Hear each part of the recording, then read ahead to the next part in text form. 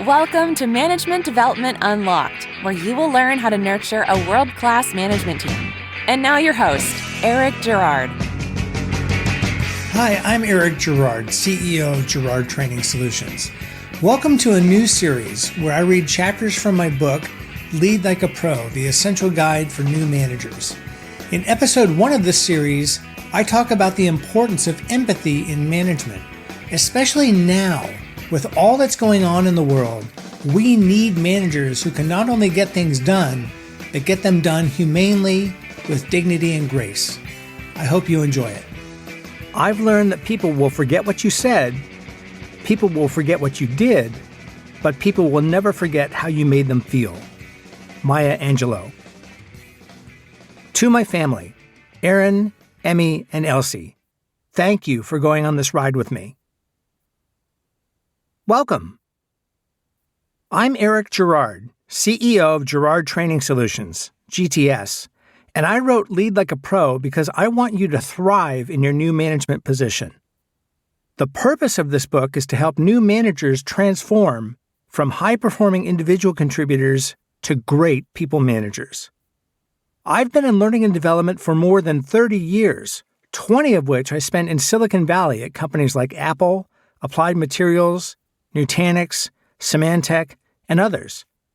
I specialize in developing new managers with a focus on helping them successfully transition into their challenging role and building their team management skills. Why am I passionate about management development? Because the world needs it. Frequently in my early career, I found myself being managed by people who were promoted to lead a team but lacked the necessary support and direction to effectively perform in their new roles. They were good people who excelled as team members, but faltered as managers. I knew what was wrong, but didn't know how to fix it. Then, in a stroke of irony, I got promoted and made all the same mistakes, because I didn't receive any training either. In a single year, I went from a highly rated employee and contributor to a frustrated manager looking for an exit. I vowed that wouldn't happen to me or anyone else again. I decided to come to Seattle and start my own company. It seemed natural to go with my strengths in facilitation, instructional design, and all the learning I'd done since my first stint as a manager, and focus on management development. I want to help as many new managers as possible thrive and grow in their roles so they can help their teams and their organizations succeed. Who knows what kind of impact great managers can have on their companies and our world? You might be the manager that leads a team that discovers a cure for cancer. Just imagine. As a manager, you wield tremendous influence over your team, your peers, and your own manager. It's worth your time to learn how to do this effectively, with empathy and grace, so everyone you interact with can benefit. This book is for all new managers, anyone about to be promoted into a managerial position, and senior managers trying to help new managers make a successful transition. Are you ready to make a difference? Let's get started. Eric Girard, CEO, Girard Training Solutions. Introduction. Congratulations on your new role as a manager. This is an exciting time for you. Consider it more than just a promotion. It's a launchpad for personal and professional growth, job satisfaction, and greater engagement and productivity for you, your team, and your whole organization. A few things you need to know going in, all of which this book will help you better understand. We live in a world of VUCA, which stands for volatility, uncertainty, complexity, and ambiguity. It's the state of constant, unpredictable change that is now the norm in most of the business world. Lingering effects of COVID, fears of recession, climate change, political instability around the world, inflation here at home, personal and financial pressures, microaggressions, these are all powerful external factors. Layer these factors on top of the ordinary pressures of their jobs, and it's easy to understand how team members at all strata within an organization are facing unprecedented levels of stress. Now that you're a manager, it's going to be your job to help your team members through this, with genuine empathy, in addition to performing all the other regular tasks your new role requires. There are several common misconceptions that come with transitioning into a manager role, In particular, what helped you succeed in your individual contributor role is not enough, and possibly not even related to the knowledge and skills you'll need to help you thrive in your manager position. You're going to need to become an expert at delegating. That means more than just assigning tasks. It means ensuring your team members are engaged contributors. You're going to need to maintain and build trust within and among your team. You need to trust that they'll commit to doing the work you assign to the best of their abilities. They need to trust that you're looking out for them and that you're invested in their individual success as well as the team's. They also need to trust their fellow team members to carry their weight and make the team's success a priority. In all of this, they will be looking for you to set the example and keep the team functioning at its best.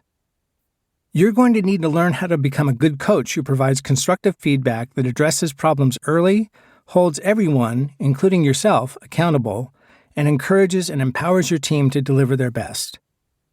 You're going to need to set SMART goals that help your team contribute to the success of the organization as a whole. These may seem like daunting responsibilities, but take heart. All these skills I will teach you can be learned. This book is designed to give you a jump start in that process and get you well on your way to becoming an effective, respected, and valued manager. There is a wealth of research, writing, and venerable models on these topics. A hallmark of this book is that I've reviewed much of this material, focusing on the best information available for the modern manager, today and in the future. I pay homage to these by including in each chapter a summary of my research and my take on it to help serve you as a guide. There are plenty of stories along the way to illustrate these concepts. In many cases, you will be learning from my glorious mistakes as well as my successes.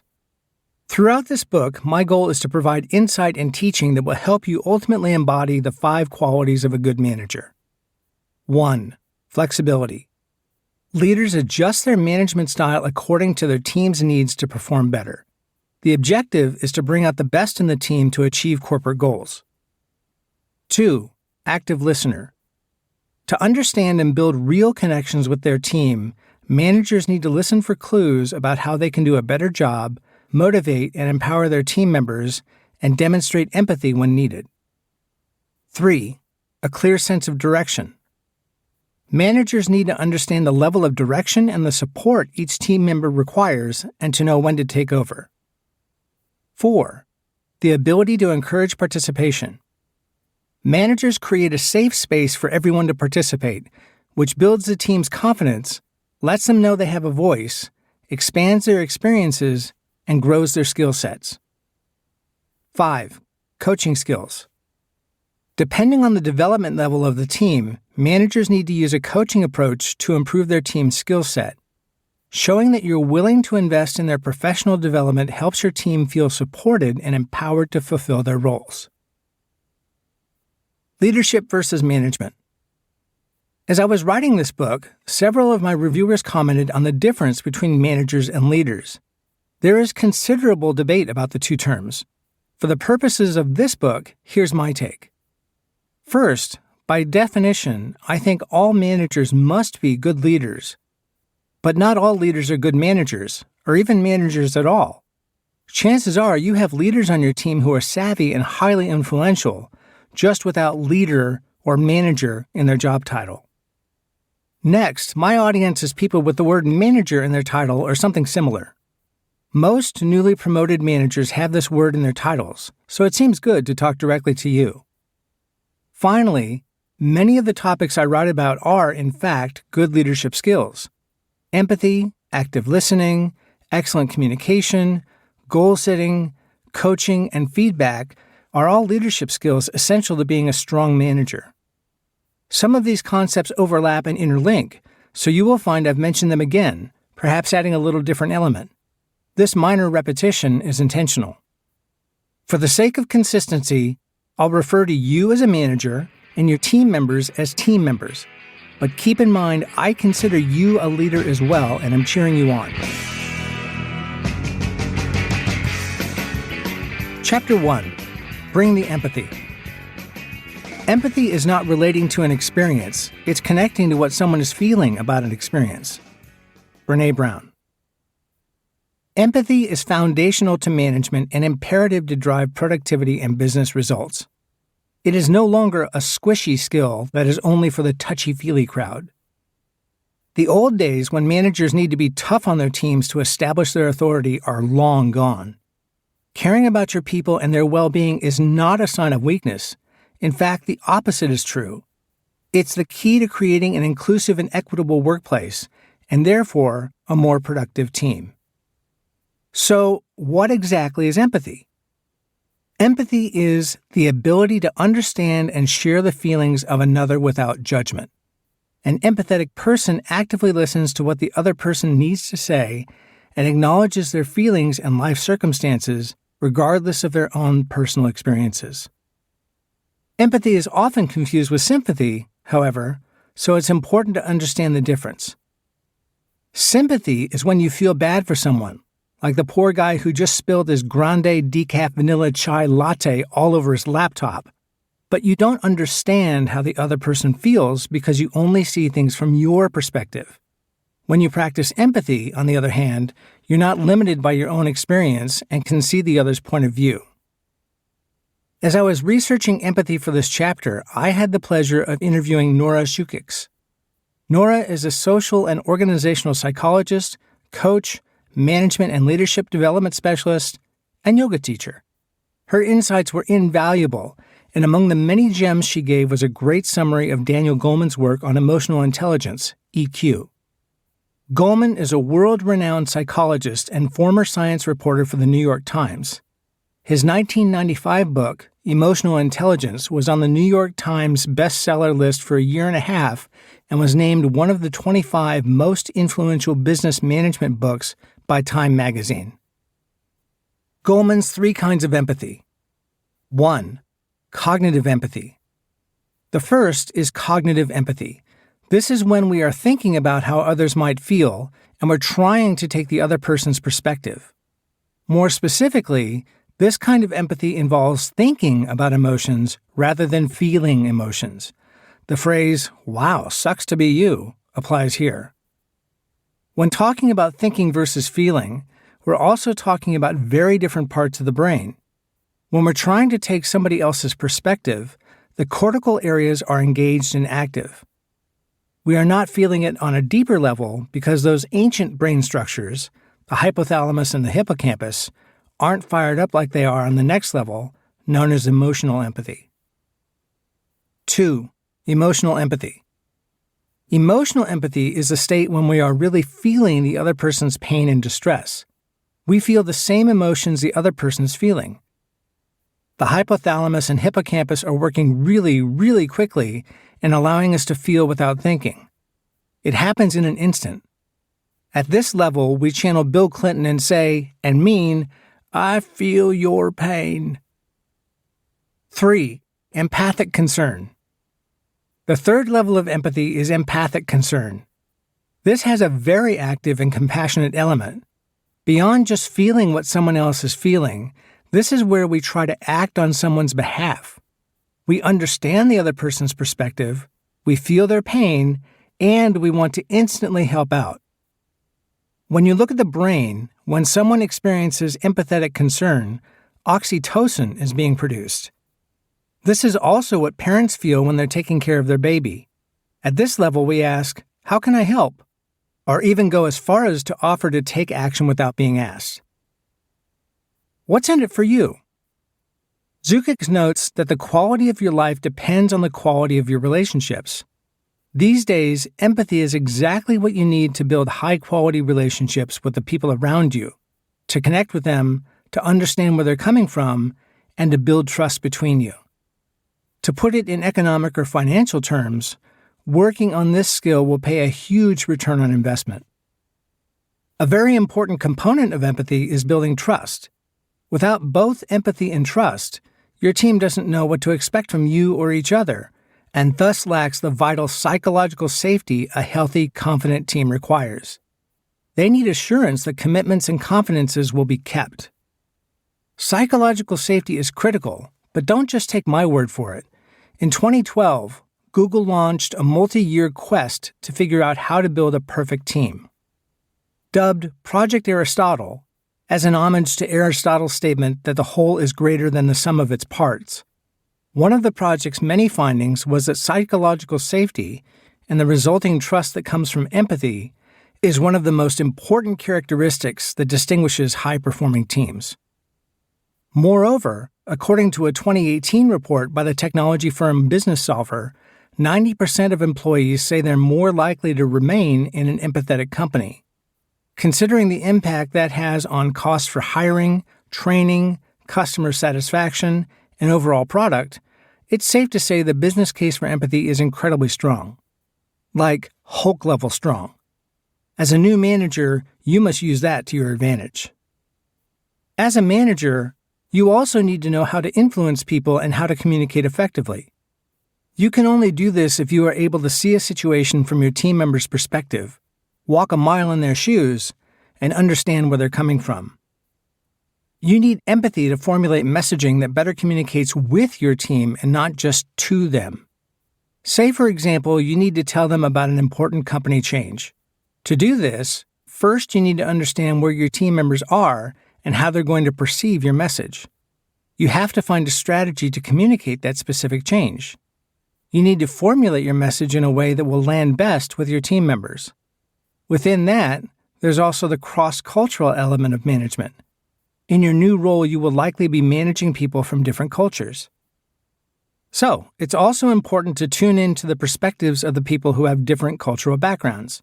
To that point, according to guidance from the Society for Human Resource Management, SHRM, you can try these 10 ideas. 1. Ask your team about their different cultural traits and customs. 2. Ask colleagues from other cultures about their norms and traditions. 3.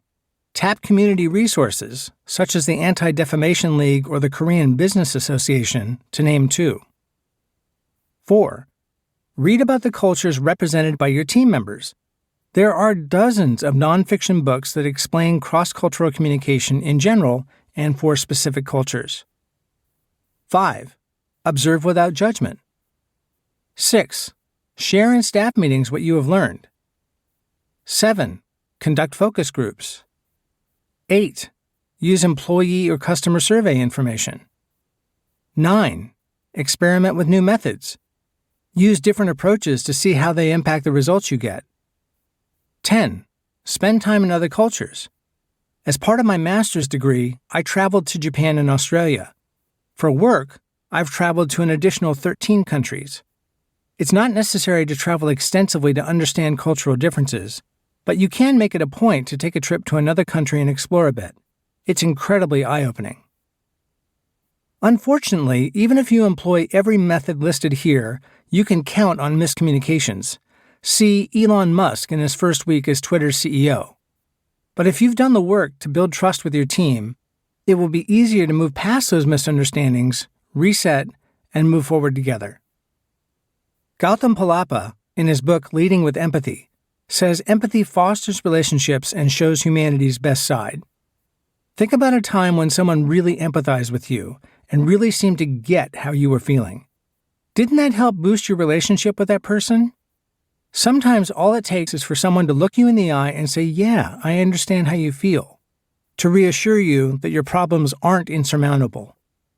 As another example, noted researcher and storyteller Brené Brown says, "We have to care for and be connected to the people we lead in order to be effective." Eric's story. I have 2 great stories, both about the same manager at a company I worked for in Silicon Valley. In 2000, my mother was diagnosed with metastatic lung cancer. My family and I were in total shock. I went into deep denial and kept showing up at work when I should have been at Mom's hospital bedside. My manager, Brent, had to sit me down and make me promise not to come back to work until I was really ready. When she passed away very quickly, Brent told me to take all the time I needed. He even went as far as to send a very touching note to the rest of the extended team, letting them know what had happened and asking them to support me during this time. This small gesture made me feel that I mattered, that my feelings mattered, that Brent absolutely had my back, and that he even felt the hurt along with me.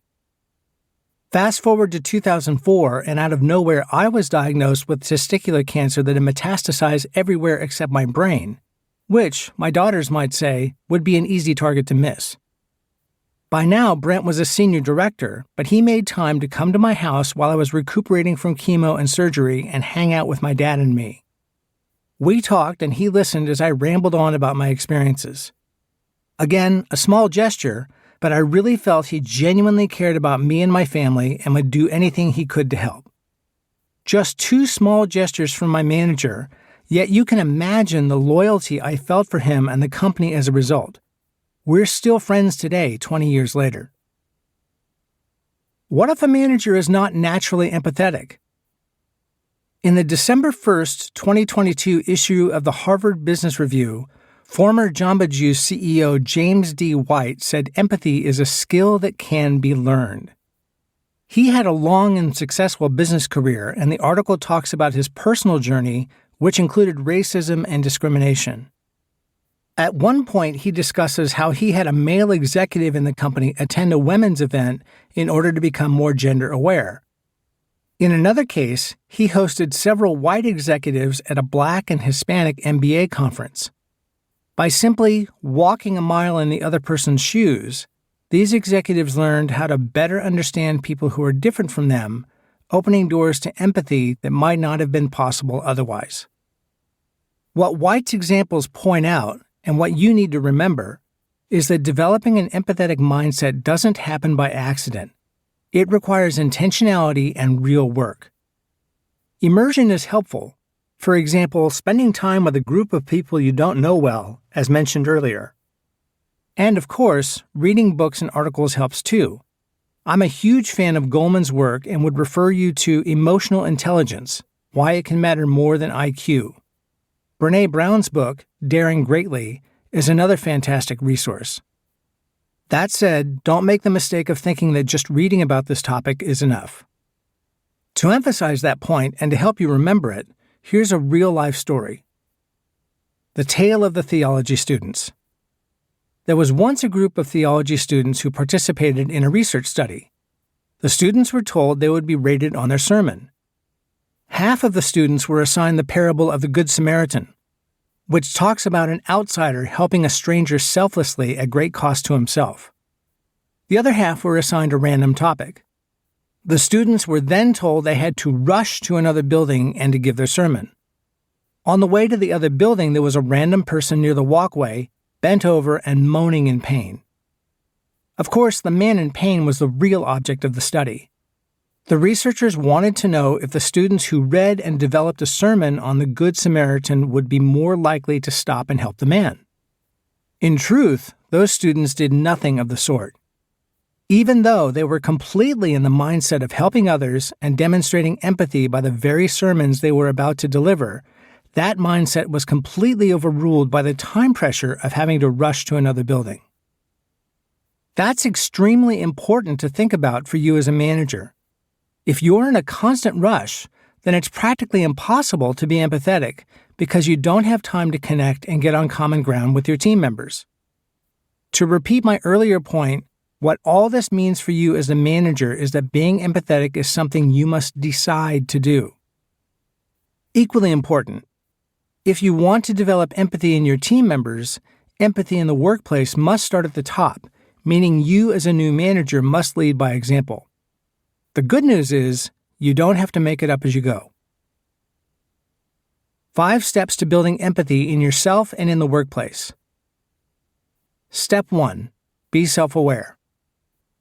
Nora Zhukic mentioned during our interview that everything starts with self-awareness, which is the first component of emotional intelligence.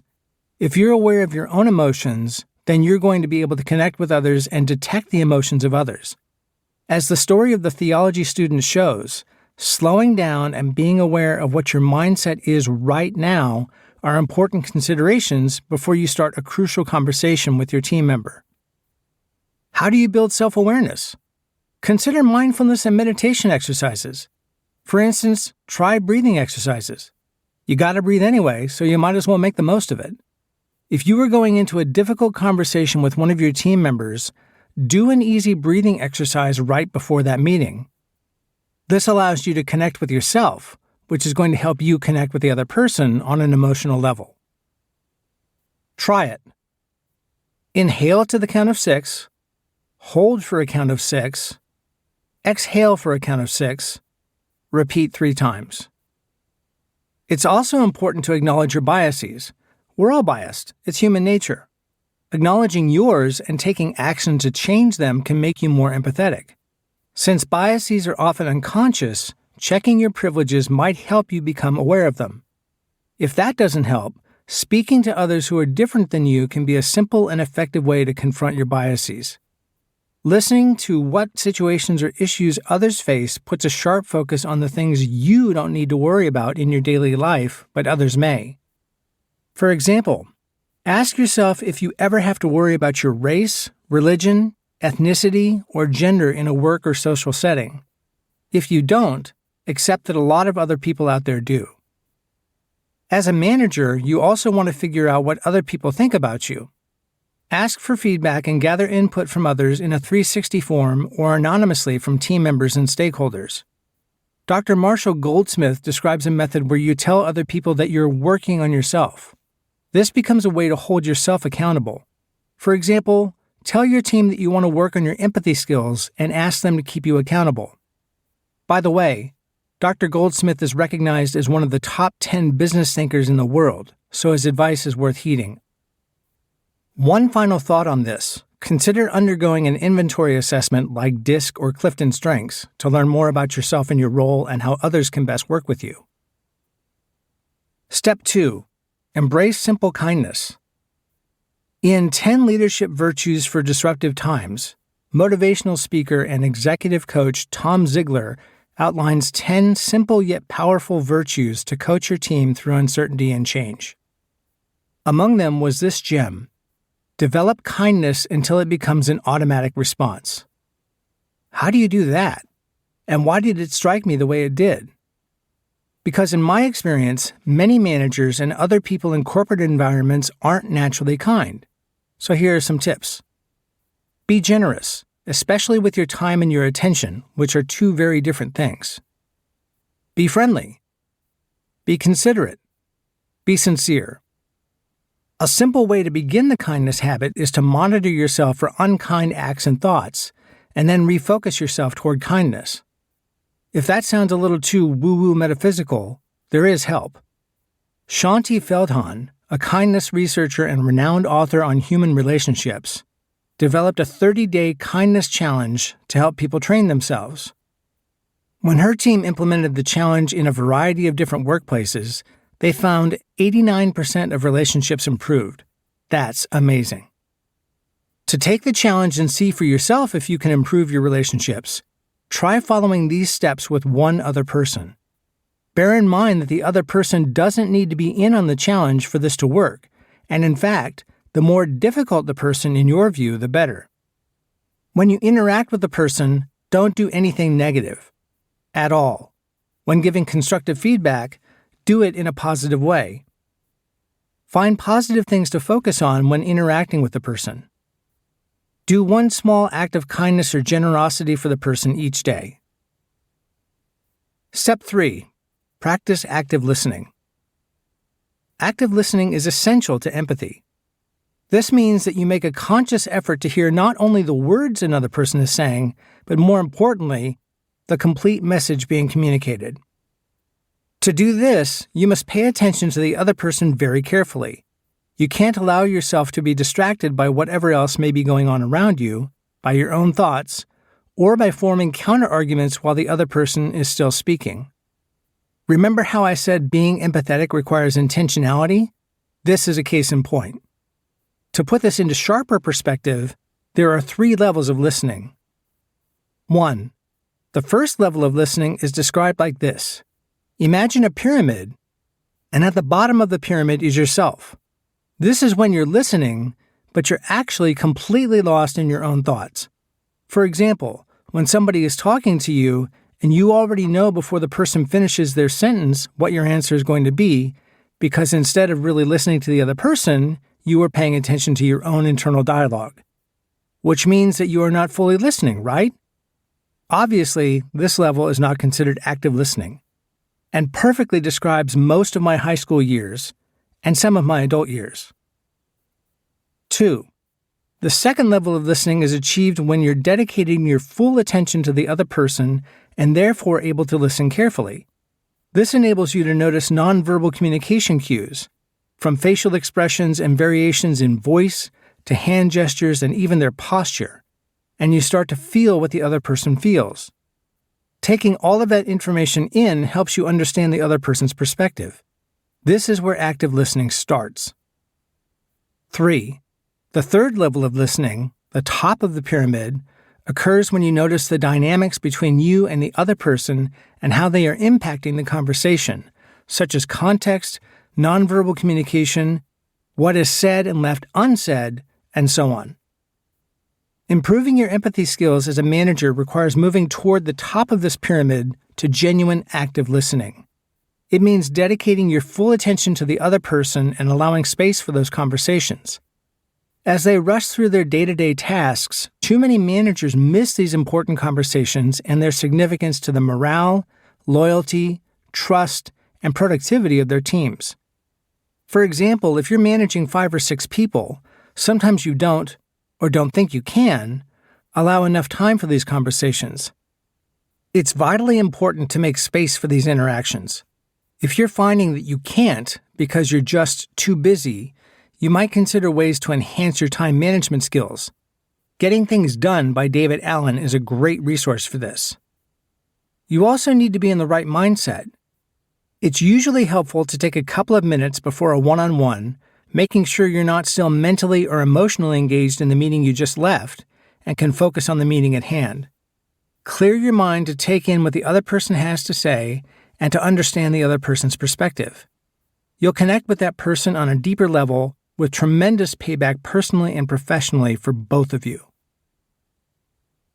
Try it. After reading this section, practice active listening with a friend or colleague. Don't get lost in your own thoughts or try to influence the conversation in a specific direction. Give them your full attention. Try to understand their perspective by observing the nonverbal cues. Afterwards, reflect on what you learned about the other person and how you can apply active listening skills to other aspects of your life. Step 4. Exercise your empathy muscles. Once you've established a kindness habit, you're ready to build your empathy muscles. You can start by practicing empathy. Just like an athlete who practices their sport gets better at it, practicing empathy makes you a better manager. Even more important, though, it also makes you a better human being, and goodness knows we could use more of those in the corporate world. Some ideas. Try seeking out experiences where you're in an uncomfortable situation, where you need to walk a mile in the other's shoes. This can help you make big strides in learning empathy. Open yourself to people and what they have to say. There's no other way to understand how someone else feels about a situation than to ask them. Practice with a colleague or a neighbor to go beyond small talk and ask about their life. Make a mental note to remember what they said so you can return later with an intelligent follow-up question. In this era of social media and influencers, try following people with different backgrounds and diverse perspectives of life, race, politics, religion. Take the idea just mentioned into real life and visit someone else's church, volunteer in a different community than yours, or get in touch with a political movement unfamiliar to you. Engage in difficult conversations. Having uncomfortable conversations exposes us to a variety of points of view, which makes us better decision makers and better at leading diverse teams. The keys here are to learn to listen, be open to learning new things that may change the way you think, and always be respectful when asking or explaining your perspective. Ask questions. Be curious. Ask about other people's lives, where they live, what's important to them. Learn to ask great questions that get people talking about themselves. You can also practice empathy with your whole team at work. Listen to your team without any judgment or preconceived notions. It's harder than it sounds. Learn to be vulnerable in front of your team. By this, I mean give yourself permission to ask for feedback, ideas, and input from your team. Admit your mistakes and weaknesses. As a manager, you don't have a patent on the truth, and no one expects you to. Acknowledge your team's strengths and weaknesses. Let them know what you appreciate about them and suggest opportunities for improvement. Welcome cultural differences. I suggest traveling widely. India and China are fascinating places if you haven't been, for example. Build a culture of unconditional trust. Make sure they feel that they can talk to you about anything and that you're creating a safe environment on the team where everyone is able to trust, ask for help, and speak honestly. Step 5. Remember the little things. The beautiful part of showing genuine empathy is that it rarely requires grand, sweeping gestures. Quite the opposite, in fact. Zukix emphasizes that small gestures can really go a long way in helping managers boost team member well-being in general and engender a sense of belonging. Ultimately, people just need to feel they are valued as human beings, and not just as team members, or only for what they deliver to you or the organization while they're on the job. You can do that in little ways that, comparatively speaking, are incredibly easy. Check in with your team members at the beginning of each meeting on how they are and have a conversation about their life outside of work. It could be family, sports, travel, whatever they're comfortable talking about, or just simply ask how they are doing. For example, how are you doing? But really, how are you doing? Create space for these conversations to happen. Don't limit yourself to Zoom calls. Have phone calls as well. Or maybe go for a walk and give your team members a call just to check in and see how they are doing, not with an agenda or specific work topic to discuss. My old manager Brent was famous for this. Organize team activities. Bring the team together to bond, get to know each other and build trust, have fun, and laugh together. Celebrate work anniversaries, birthdays, or life events. If you are missing these things, it can be disengaging for team members. Never underestimate the power of a handwritten note. Obviously, you need to make sure you're operating well within the guidelines of your HR policies, but few things can make a team member feel valued and appreciated more than a personal note from their supervisor. The business case for empathy. At the start of this chapter, I mentioned there's a very real ROI for creating a more empathetic workplace. So I want to elaborate on that here. At the end of the day, there is still a popular school of thought that says employees should leave their problems at the door when they come to work and just focus on doing their jobs. A lot of managers may also feel like this is just a little too touchy-feely, babysitting is not part of my job description, etc. To be fair, empathy does have its limits, and there absolutely must be consequences for employees who aren't carrying their weight. The main point I want to make here is that expecting team members to be high performers and being an empathetic manager are not mutually exclusive, and in fact, the latter can enable the former. In short, the net result of empathy is a healthy work environment that will have a positive ripple effect on innovation, performance, retention, and engagement, especially in times of crisis. Substantial research supports this, but as just one example, a 2021 study from Catalyst, as reported in Forbes magazine, confirms empathy tops the list of what managers should count in the mix of skills that contribute to positive experiences and to create constructive outcomes such as innovation. 61% of team members reported they were more likely to be innovative when their managers were empathetic compared to 13% of team members with less empathetic managers. Engagement. 76% of people with empathetic managers reported they were engaged, compared to only 32% with less empathetic management. Retention. 57% of white women and 62% of women of color said they were unlikely to think of leaving their companies when they felt their life circumstances were respected and valued by their companies. Inclusivity. 50% of people with empathetic managers reported their workplace was inclusive, compared to only 17% of those with less empathetic management. According to the New York Times guide, How to Be More Empathetic, researchers say that connection and compassion are crucial to a sustainable and humane future. What that should tell you is the workplace of the future will be one that creates equal opportunities no matter our abilities, gender, or race, where we can all access the tools and resources of the organization and where everyone can have their voices heard in a meaningful way for the betterment of the organization. What about AI? As I write this, ChatGPT and other AI apps are just coming on the scene.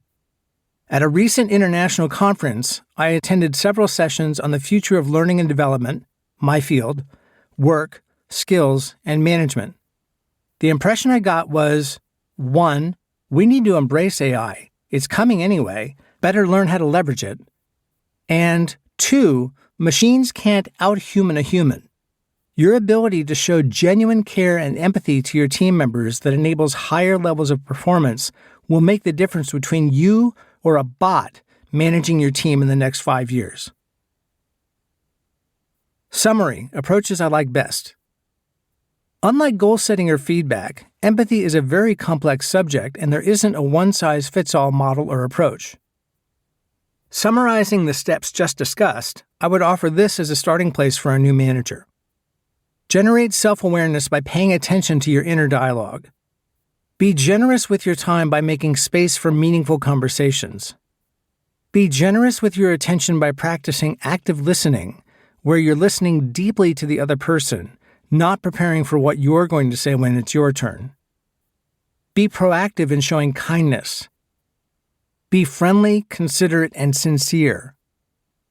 Ask for feedback, in person, anonymously, and via 360-degree feedback. Learn to calm yourself and better prepare yourself to have meaningful conversations in the midst of a busy work life by using simple breathing and meditation exercises. I've found gentle yoga, which I lovingly refer to as stiff old man yoga, to be incredibly helpful for this. Don't be afraid to try this. You'll be pleased, if not surprised, at the benefits. Above all, be patient with yourself. If you're building your empathy muscles from the beginning, pace yourself and work on one thing at a time while asking your team to keep you accountable. Marathon runners don't start out by running marathons. They develop their strength and stamina by starting small and building up. Learning to be empathetic is no different. Activity. Reflection. How can you increase empathy in your everyday interactions? Try writing down 1 or 2 things you could do right away and build from there. Thanks for listening to the first chapter of Lead Like a Pro, the essential guide for new managers. I'll read the following chapters soon. If you'd like to talk with me about how I can help you or your new managers smoothly make the transition to management, please email me at eric@gerardtrainingsolutions.com or message me on LinkedIn. Thanks. Thank you for listening to this episode of Management Development Unlocked. Want more? Get a ton of insider tips and tools at gerardtrainingsolutions.com.